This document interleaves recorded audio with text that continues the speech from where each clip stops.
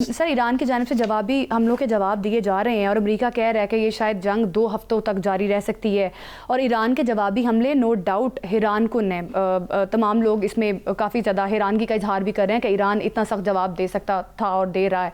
Sir, आपको क्या लगता है जो 2 महीनों का अल्टीमेटम दिया जा रहा है अमेरिका की जानिब से कि जंग 2 महीने तक जारी रह सकती है? अगर हम पास्ट में देखें, जो अमेरिका ने जंगें लड़ी इराक के साथ, शाम के साथ, अफगानिस्तान के साथ, यमन के साथ, वो सालों जारी रहीं।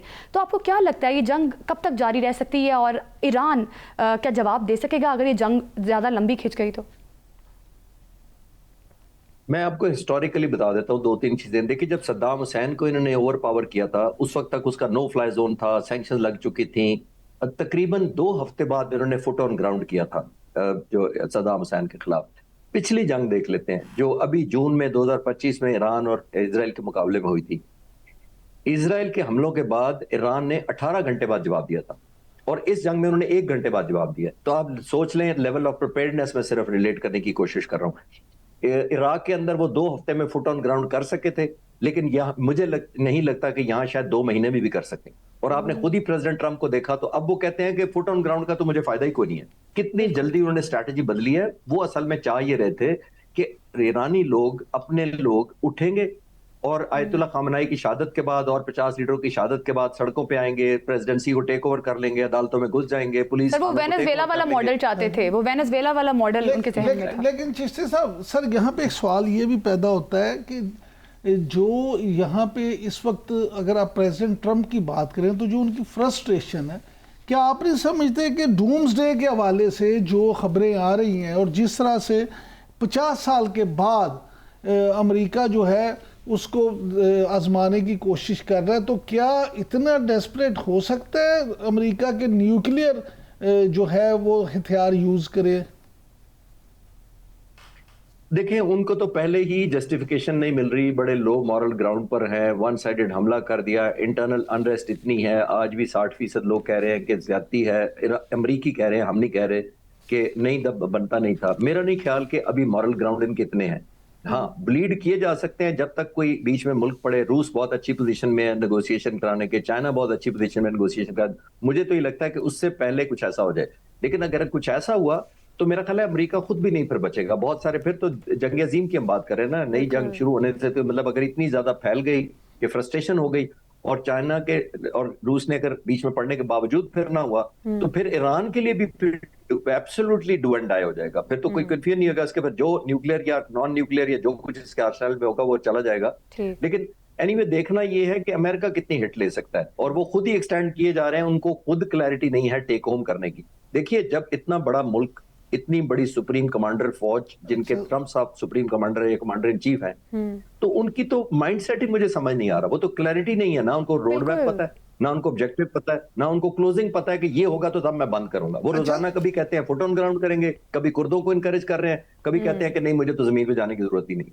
अच्छा सर, उन्हें तो शायद समझ नहीं आ रही, लेकिन हम आपसे ज़रूर समझना चाहते हैं कि इस वक्त जो अफ़गानिस्तान की सूरत हाल है और बगराम एयरबेस पे जो मामला हुआ है वो सारा आपके सामने है कि पाकिस्तानी शाहीनों ने किस तरह से बगराम एयरबेस पे अहम टारगेट जो हासिल कर लिया है। आप क्या कहेंगे इस हवाले से? देखिए, हम तो बगराम या बगराम के अलावा हम कोई स्पेसिफिक तो कर ही नहीं रहे। Bagram happens to be one of the options और वो कंपल्शन हो गई थी। हम हर उस war fighting, terrorism fighting, sabotage, हर उस एफर्ट को जहां से कुछ किसी तरह की एफर्ट जनरेट हो सकती है, हम डिस्क्रिमिनेट नहीं कर रहे। वो बेस है, उनके स्टेशंस हैं, हेडक्वार्टर्स है, ट्रेनिंग कैंप्स हैं, कंपाउंड्स हैं, चौकियां हैं, लॉन्चिंग पैड है, रिसीविंग पैड है।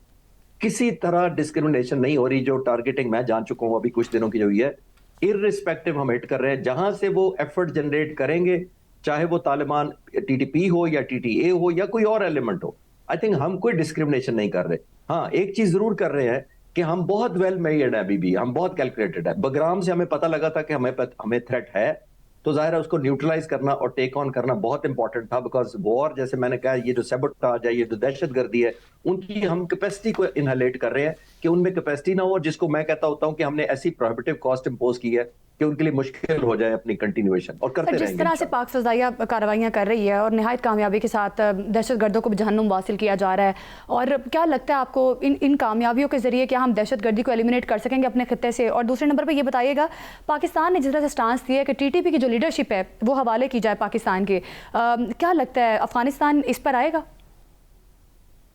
देखिए, पहला सवाल तो ये है कि हमारी ना कोई टाइमलाइन है, ना हमारी टारगेटिंग स्ट्रैटेजी कोई लिमिटेड है कि यहां तक हम करेंगे।